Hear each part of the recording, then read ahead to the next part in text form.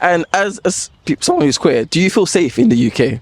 No, to be honest, no, I definitely don't feel. It's something that's always at the back of my head when I leave the house. Like I'm very self-aware of everything around me. Always, you've always got to be a bit conscious of your surroundings. I think more than maybe a lot of maybe straight men feel. But yeah, I don't think so. I think most of the time I do, but it's also maybe something to do with how I present, because I'm not. You know, some people are like guys, for example, are more feminine or more flamboyant, and I think it's probably harder for them. Whereas for me, I mean, we have this term which is passing. You're like straight passing. Okay. It's not what I intend to do, Yeah. but I think probably how people perceive me. I see. So I think it's easier for me to feel safer in that regard. Okay. But yeah, like I said earlier, I think there's definitely room for improvement. Okay. And what would you like to see improved about the way queer people are treated in the UK? What can be done to improve the situation, do you think? I think it's mainly education. I think people need to accept that gay people like don't choose to be gay, and that it's not a sign of like, you know, previous trauma or, you know, anything like that. It's just the way that they were born and they grew up. And I think if people can be educated around that, I think that's the best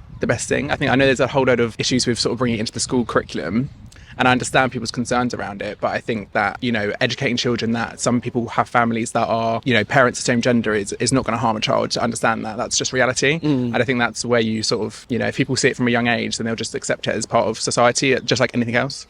I think, I don't know, people who have a problem with other people who are any type of different should just have a little think about why they have an issue with it and try to really answer that question and try to understand where that hate is coming from. Because I think even for their own benefit, because it must be quite a sad life to walk around spreading just hate around you. Like, what do you get from that, you know? And if you get something from it, then again, that's something that you need to think about yourself. Like, why do you need that for you to be feeling okay with yourself? Have you faced any harassment or hostility as a queer person in the UK? I mean, there's always looks on the tube. People do say things from time to time. I've been called names, but I think anyone with a difference, people will point that out. I get it for my height. I'm quite tall for a woman. People will point that out. When I change my hair, that's also something. I think it's just people don't feel scared to point things like that out, but that's more of a reflection on them than it is on whatever they are harassing you for. Yeah, I probably feel equally as unsafe as a woman as I do as a queer person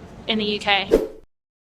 Hi everyone, my name is Corey and I'm embarking on an exciting challenge going from 3,000 subscribers to 10,000 subscribers in 1 month.